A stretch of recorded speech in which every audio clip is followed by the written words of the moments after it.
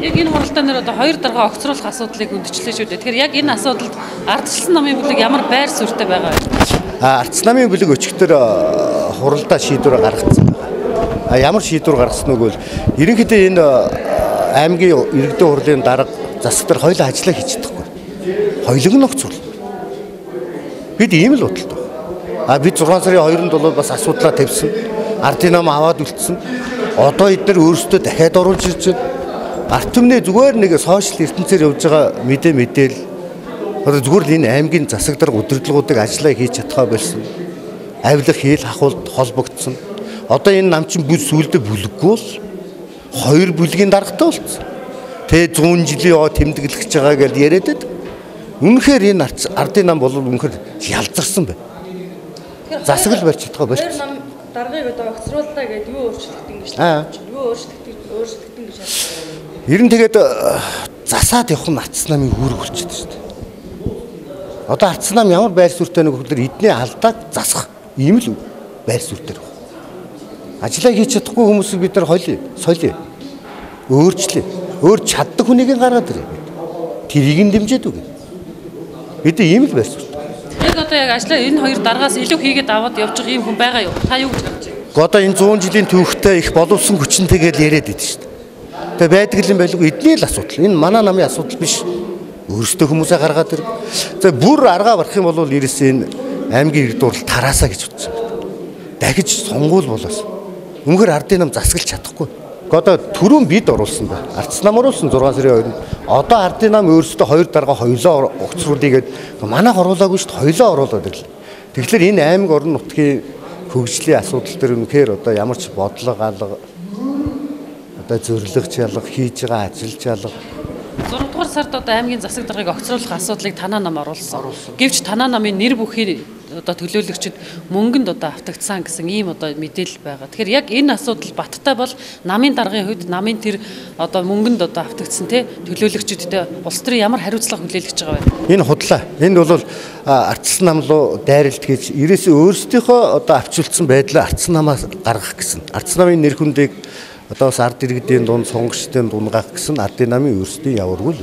Манайх бүрэн 100% дэмжсэн. Ардын намын өөрсдөө л эднийг авч үлдсэн шүү дээ. Ардчилсан намын эв нэгдэл ямар байна? Ардчилсан нам өнөөдөр 16 энэ 17 оныг бол үнэхээр одоо шинжлэлийн жил зарласан. Бид үнэхээр одоо 16 онд ялагдаад улс орныхаа хэмжээнд бид энэ одоогийн энэ ардын намын явж байгаа зам бид урд нь туулаад өнгөрцөө.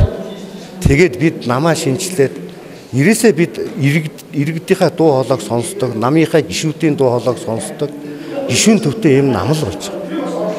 Энэ бүх шатны одоо сонгуульд албан тушаалтнуудаа бид одоо эднийх нэг баг хурлаараа одоо намын орооны хурлаараа дарга сонгодог бол манайх бүх гишүүдээрээ сонгодог.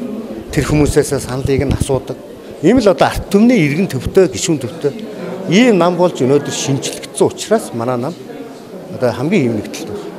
Өнөөдрийн хуралдааныг ухтаж аймгийн иргэдийн хурлын тэргүүлэгчид хуралдсан, за хороод хуралдсан, аймгийн иргэдийн хурлын төлөөлөгчдийн өдрийг зохион байгуулах байсан. Гэвч эрц бүрдээгүй. Ялангуяа ардчилсан намын одоо төлөөлөгчид энэ хуралд ирээгүйгээс эрц бүрдээгүй гэсэн асуудлыг ярьж байгаа. Яг энэ хуралдаанд ер нь яагаад оролцоогүй бэ? Ардчилсан намын зүгээс одоо оруулсан саналыг дэмжсэн үү? Ер нь эх жилүүдэд ер нь танаа намаас сонгогдсон төлөөлөгчид тойрогтой юу хийх боломж бүрдэж байгаа вэ? Энэ төсвийн төслийн асуудал манай намд ирсэн л дээ. Тэгээд 18 оны үндсэн чиглэлийг саяхан бидний хуралдаад баталсан шүү дээ. Энэ үндсэн чиглэлд одоо ардчилсан намын бодлого нэлээ одоо асуудлуудыг бид бол тусгаж чадсан. Батлуулсан байгаа. Гэтэл одоо төсвийн төсөл дээр бол тэр ардчилсан намын одоо тусгасан тэр саналууд бүгд байх. Бүгд унгаас. Төсвөөч өөртөө үнэхээр зохиож чадаагүй. Аймаг орон нутгийн одоо эрх ашигын үүднээс хөгжлийн тэр бодлогын үүднээс ч гэсэн үнэхээр төсвөө зохиож чаддаг учраас бид тодорхой хэмжээний саналаа бид гаргаж тавьсан. Тэр ямар учиртай гэхээр жишээлбэл би ганцхан жишээ хэлээ. Тэр ихэл гэдэг цогцлбор тэрбум төгрөг тавьсан байсан. Тэрбум төгрөг. Энэ ихэл цогцлбор хизээ баригдах уу гэхээр эн чинь одоо энэ бүрийн эрхийн хугацаанд баригдахгүй 20 хоног хүртэл. Тэгээ хөрөнгө эдэн тэрбум гэж байгаа. Тэгээ энэ улсын төсөв цуугаагүй. Тэгээд энэ бол хөрөнгө оруулалтаар гэж байгаа юм. Бас хувийн. тэр хизээ орж ирж энийг батлах. Тийм учраас иймэрхүү бас үнэхээр нүдэ олоогүй эрх ашиг хангалсан ч юм уу зарим хүмүүсийн одоо тийм одоо эрх ашигын зөрчил үүссэн юм саналуудыг бол бид үнэхээр яагаад саналаар тавьсан. Энэ төсөвдөр чинь бид ийм саналтай байна. Гэтэл Ардын намын одоо аймгийн иргэдийн уралдах одоо тэргүүлэгч туралдаад манай саналыг унгаас. Ялангуяа галсан дундаг дарга пүрүүган дээр хойлоо унгаас. Энэ ардчилсан намын оруулж ирж байгаа саналыг битгий дэмжээрэй та нар гэж. Гэхдээ бодлого хөгжлийн асуудал дээр хамтрыг гэхлээр биднийг оруулахгүй. Тэгээ хоорондоо байлтахаараа одоо энэ даргыг төмлөөд өгөөч, энэ даргыг огцруулад өгөөч гэдэг асуудлыг дандаа ардчилсан нам тавьдаг. Ийм нөхөрлөл гэж байхгүй. Ийм хамтрагч түнш гэж байдгүй. Бид үнэхээр одоо орон нутгийн хөгжлийн асуудлаар аймаг орон нутгийн одоо иргэдийн эрх ашигын асуудлаар бол хамтран. Орон нутгийн хөгжлийн төлөө бол та бүхний саналыг дэмжихгүй байна. Гэсэгэрнээ албан тушаал дарга томилго болохоор ардчилсан намын одоо төлөөлөгчдийн санал хамгийн үнэтэй болдгоо. Тэгэхээр одоо яг Монгол Ардын намынхан хоорондоо ив зүгөө ололцож энэ хуралдаан цаашдаа хэвийг үргэлж төгөхгүй бол ардчилсан намын бүлэг ямар алхам хийх вэ?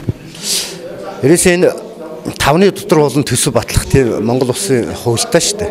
5-ны дотор батлах хэвээр. Тэгээд өнөөдөр 4 нь одоо цаг хэд болж байна? 2 цаг болж байна. Өнөөгөл 9 цагаас хурал зарлсан. Тэгээд энэ хүмүүсийн байж байгаа энэ бэлгийнхэн байдлыг ингээд царайг нь харахад хэвлэл мэдээлэл хөөгөө гаргацсан. Хаалттай гэсэн. Тэгээд ардчилсан нам бид бол шаардлага тавьсан шүү дээ. Энэ нэг заваан булхаатай асуудлаа бити арт түмнээс нь хуугаач. Хэвлэл мэдээллийг оруулж ирээч. Энэ нээлттэй засаглал гэдэг юм бас нэг гаргаач та нар. Одоо тэгээд энэ 5-ны дотор төсвөө өнөөдөр хурлаагүй эхлээгүй хурал одоо яахыг би үнэхээр гайхаж байна бид. Тэгээ энэ болохгүй энэ аймгийн иргэд дурлал тараасан.